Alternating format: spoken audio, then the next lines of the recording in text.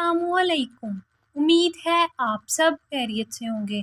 आज की इस वीडियो में हम अपने 10 सितंबर के एमडी कैट को डिस्कस करेंगे। क्वेश्चन नंबर 1 हमारे पास है, रेजिस्टिविटी डिपेंड्स ऑन की रेजिस्टिविटी किस पे डिपेंड करती है। आपकी जो रेजिस्टिविटी होती है वो नेचर ऑफ मटेरियल और टेम्परेचर पे डिपेंड करती है। तो राइट ऑप्शन क्या आ जाएगी, चार्ली।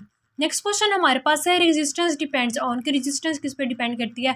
रेजिस्टेंस आपकी length, area, temperature, nature in सब पे डिपेंड करती है, जबकि रेजिस्टिविटी सिर्फ नेचर ऑफ मटेरियल और टेम्परेचर पे डिपेंड करती है। यहाँ पे हमसे रेजिस्टेंस का पूछा हुआ है तो राइट ऑप्शन आएगा डेल्टा।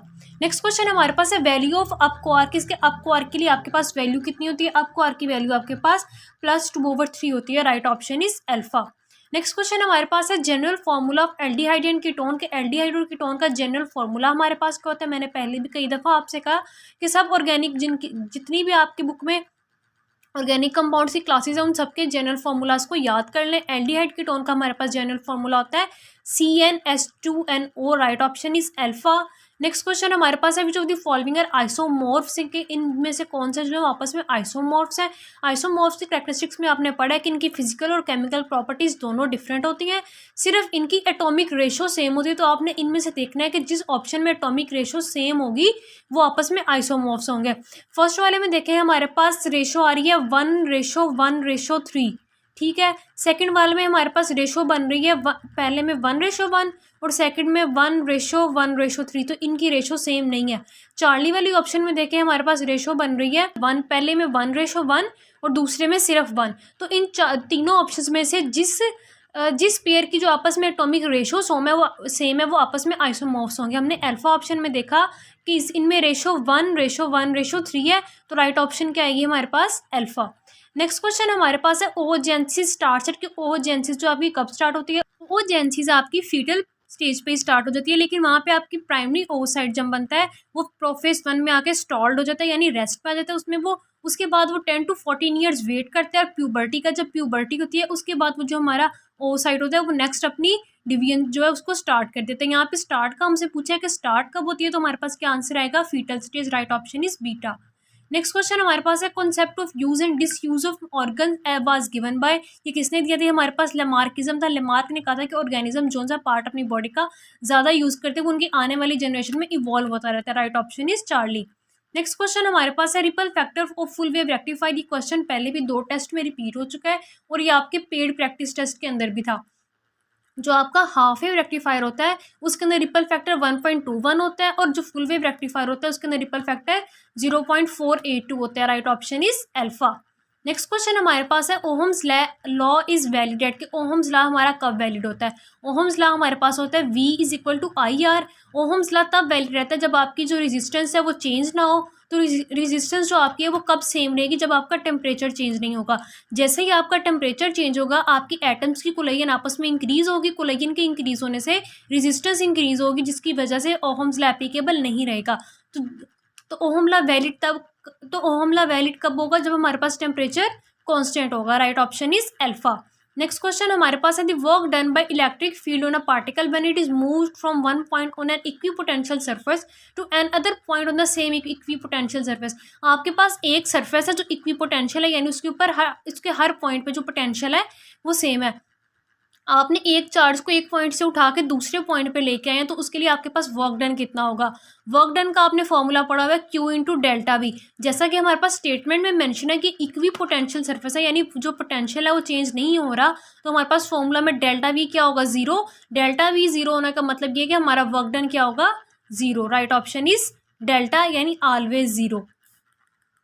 नेक्स्ट क्वेश्चन हमारे पास है, यूनिट ऑफ मैग्नेटिक परमिएबिलिटी की। मैग्नेटिक परमिएबिलिटी का यूनिट आपके पास क्या होता है, आपने पढ़ा हुआ है कि इसका यूनिट होता है weber per ampere per metre, और वेबर पर एम्पेयर आपका हेनरी के इक्वल होता है। तो मैग्नेटिक परमिएबिलिटी का यूनिट हमारे पास क्या आ जाएगा, हेनरी पर metre. Right option is beta. Next question हमारे पास है, सेल्फ इंडक्शन डिपेंड्स ऑन। कि सेल्फ इंडक्शन किस पे डिपेंड करती है। सेल्फ इंडक्शन का आपने फॉर्मूला पढ़ा हुआ है N∅ = Li। एल हमारे पास किसके इक्वल आ जाएगा, N∅/I। यानी ये एल किसके ऊपर डिपेंड कर रहा है, नंबर ऑफ टर्न्स पे भी डिपेंड कर रहा है, करंट पे भी डिपेंड कर रहा है, उसके बाद हमारे पास क्रॉस सेक्शनल एरिया पे भी ये डिपेंड करेगा। तो हमारे पास राइट ऑप्शन क्या आ जाएगी, डेल्टा, यानी all of these. Next question हमारे पास है, if clouds were black body what would happen, कि अगर क्लाउड जो है उनका ब्लैक बॉडी एज्यूम करें तो क्या होगा। ब्लैक बॉडी आपको पता है कि ऐसी बॉडी होती है जो हर रेडिएशन को अपने अंदर एब्जॉर्ब कर लेती है, ऐसी बॉडी जो हर कलर को अपने अंदर एब्जॉर्ब कर लेगी। तो अगर क्लाउड्स ब्लैक बॉडी हो जाए तो सारी की सारी लाइट क्लाउड्स के अंदर एब्जॉर्ब हो जाएगी और हमारी सरफेस पे कोई भी लाइट रिसीव नहीं होगी। Right option is alpha. Next question हमारे पास है मैस ऑफ एटम। इसके एटम का मैस किसके इक्वल होता है, न्यूक्लियस के इक्वल होता है या sum of electron proton and neutron. आपकी बुक की लाइन है कि हमारे पास 99.9% जो एटम का मैस होता है वो न्यूक्लियस का होता है और बाकी 0.1% किसका होता है, इलेक्ट्रॉन का। तो हमारे पास राइट ऑप्शन क्या आएगी, बीटा, यानी sum of electron proton and neutron. Next question हमारे पास है Newton's third law is derived from, के न्यूटन्स थर्ड लॉ किससे ड्राइव किया गया है, फर्स्ट लॉ से, सेकंड लॉ से, दोनों से, किसी से भी नहीं। आपको पता है Newton's first law, second law और थर्ड लॉ तीनों एक दूसरे से बिल्कुल डिफरेंट है। न्यूटन थर्ड लॉ ना फर्स्ट लॉ से ड्राइव है ना सेकंड लॉ से, ये इंडिपेंडेंट है, खुद एक लॉ है। तो राइट ऑप्शन हमारे पास क्या आ जाएगी, डेल्टा। नेक्स्ट क्वेश्चन हमारे पास है direction of centripetal acceleration. Centripetal acceleration की डायरेक्शन क्या होगी, सेंट्रीपिटल एक्सेलरेशन ऐसी एक्सेलरेशन है जो बॉडी को एक पाथ में मूव करने में हेल्प करती है और ये हमेशा टुवर्ड्स द सेंटर एक्ट करेगी। Right option is alpha. Next question हमारे पास है Strecker synthesis is use to make. Strecker synthesis हमारे पास कहाँ पे यूज होती है, ये अमाइनो एसिड की प्रोडक्शन में आपके पास रिएक्शन है। Right option is alpha. Next question हमारे पास है विच इज इंसेक्टिसाइड। इन दोनों में से इंसेक्टिसाइड कौन है, आइडोफॉर्म या डीडीटी। डीडीटी हमारे पास क्या है, die chloro diphenyl try chloro ethane, ये इंसेक्टिसाइड है जो एग्रीकल्चर में यूज होता है। Right option is beta. Next question हमारे पास है सेम फर्स्ट स्टेप। इनमें से किसका जो फर्स्ट स्टेप है वो सेम होता है, E1 और SN1 या E2 या SN2। E1 और SN1 इन दोनों का हमारे पास फर्स्ट स्टेप जो होता है वो सेम होता है। Right option is alpha. Next question हमारे पास है unit of magnetic flux. Magnetic flux का यूनिट क्या होता है, मैग्नेटिक फ्लक्स का यूनिट हमारे पास वेबर होता है। Right option is beta. Next question हमारे पास है value of permittivity of free space. Free space permittivity हमारे पास वैल्यू क्या होती है, 8.85 इंटू 10 की पावर -12 वैल्यू होती है। Right option is Charlie. Next question हमारे पास है particle having less mass and proton.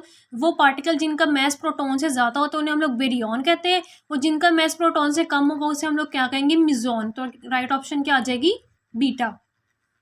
Next question हमारे पास है which one is state function. इनमें से स्टेट फंक्शन कौन सा है, स्टेट फंक्शन कौन वो होता है जो सिर्फ इनिशियल और फाइनल स्टेट पे डिपेंड करे, पाथ पे डिपेंड ना करे। जो हमारे पास वर्क है या हीट है ये दोनों स्टेट फंक्शन नहीं है। तो राइट ऑप्शन हमारे पास क्या आ जाएगी, चार्ली, यानी नन, इन दोनों में से कोई भी स्टेट फंक्शन नहीं है। नेक्स्ट क्वेश्चन हमारे पास है a lot of mitochondria are present in axon, कि एक्सॉन में बहुत सारे माइटोकॉन्ड्रिया प्रेजेंट होते हैं। आपने बताना है कि ये स्टेटमेंट ट्रू है, फॉल्स है, अनसर्टेन है। न्यूरॉन्स होते हैं वो बाकी सेल्स की निस्बत जो होते हैं वो कॉम्प्लेक्स होते हैं और उनके अंदर ज़्यादा वर्किंग परफॉर्म होनी होती है, तो इनके अंदर माइटोकॉन्ड्रिया जो होते हैं पूरे न्यूरॉन के अंदर प्रेजेंट होते हैं। तो हमारे पास राइट ऑप्शन क्या आएगी, अल्फा, यानी एक्सॉन के अंदर हमारे पास माइटोकॉन्ड्रिया प्रेजेंट होते हैं। ट्रू है ये स्टेटमेंट हमारे पास। नेक्स्ट क्वेश्चन हमारे पास है which kingdom has water vascular system, ये किसके अंदर वाटर वेस्कुलर सिस्टम होता है, ये हमारे पास अकाइनोडर्मेटा के अंदर प्रेजेंट होता है। Right option is Charlie. Next question हमारे पास है stationary end of skeletal muscle is known as, आपको पता है स्केलेटल मसल के हमारे पास 3 पार्ट होते हैं, ओरिजिन, इंसर्शन और बेली। ओरिजिन हम उस पार्ट को कहते हैं जो मसल के साथ फिक्स्ड रहता है, इंसर्शन हम उस पार्ट को कहते हैं जो मूवमेंट प्रोवाइड करता है, और बेली हम लोग थिक पार्ट को कहते हैं जो ओरिजिन और इंसर्शन के दरमियान प्रेजेंट होता है। यहाँ हमसे स्टेशनरी एंड की बात की हुई है, तो हमारे पास राइट ऑप्शन क्या आएगा, चार्ली, यानी ओरिजिन। नेक्स्ट क्वेश्चन हमारे पास है CO2 enters into leaves through, कि कार्बन डाइऑक्साइड लीव्स में किस तरह से एंटर होती है, लेंटिसल से, स्टोमेटा से, या बहुत से लेंटिसल्स आपको पता है कि स्टेम के अंदर प्रेजेंट होते हैं और स्टोमेटा आपके लीव्स में प्रेजेंट होते हैं। तो लीव्स के अंदर कार्बन डाइऑक्साइड एंटर कहाँ से होगी, स्टोमेटा के through. Right option is beta. Next question हमारे पास है पॉलिप एंड मेड्यूसी और characteristic of polyp and medusae हमारे पास किस फाइलम में प्रेजेंट होते हैं, पॉलिप और मेड्यूसी हमारे पास फाइलम नाइडेरिया की लाइफ स्टेजेस हैं। राइट ऑप्शन इज बीटा, जिसे हम लोग सीलेंट्रेटा भी कहते हैं।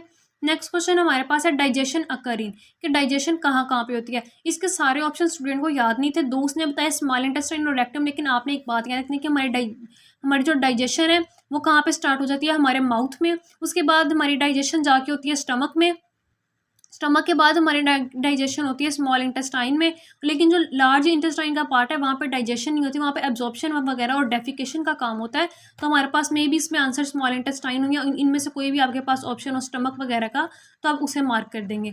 नेक्स्ट क्वेश्चन हमारे पास है reaction followed by primary alkyl halide, आपके जो प्राइमरी अल्काइल हैलाइड होते हैं वो SN2 मैकेनिज्म को फॉलो करते हैं। टर्शरी अल्काइल हैलाइड हमारे पास SN1 मैकेनिज्म को फॉलो करते हैं। और जो सेकेंडरी अल्काइल हैलाइड होते हैं वो SN1 और SN2 दोनों को फॉलो करते हैं डिपेंडिंग अपॉन द कंडीशंस। तो यहाँ हमसे प्राइमरी का पूछा तो हमारे पास राइट ऑप्शन क्या आ जाएगी, बीटा। नेक्स्ट क्वेश्चन हमारे पास है enzyme for electron transport chain is present in. आपको पता होना चाहिए कि इलेक्ट्रॉन ट्रांसपोर्ट चेन हमारी कहाँ पे होती है। इलेक्ट्रॉन ट्रांसपोर्ट चेन हमारी माइटोकॉन्ड्रिया के अंदर होती है, तो इसके रिलेटेड एंजाइम भी कहाँ पे होंगे, माइटोकॉन्ड्रिया के अंदर। Right option is alpha. Next question हमारे पास है photosynthesis doesn't occur in. Photosynthesis कहाँ पे नहीं होती। फोटोसिंथेसिस का ये क्वेश्चन पहले भी हमारे पास रिपीट हो चुका है कि फंजाई जो होते हैं वो हेट्रोट्रॉफ्स होते हैं, उनके अंदर फोटोसिंथेसिस नहीं होती। मशरूम हमारे पास फंजाई है तो इसमें फोटोसिंथेसिस नहीं होगी। Right option is alpha. Next question हमारे पास है positive rays are also known as. Positive rays को आप लोग क्या कहते हैं। कैथोड रेज थी आपके पास और दूसरी होती है केनाल रेज। कैथोड रेज पे आपके ऊपर नेगेटिव चार्ज होता है जिन्हें आप लोग इलेक्ट्रॉन भी कहते हैं, और केनाल रेज को आप लोग पॉजिटिव रेज भी कहते हैं। Right option is Charlie. Next question हमारे पास है मेन पार्ट ऑफ बुक।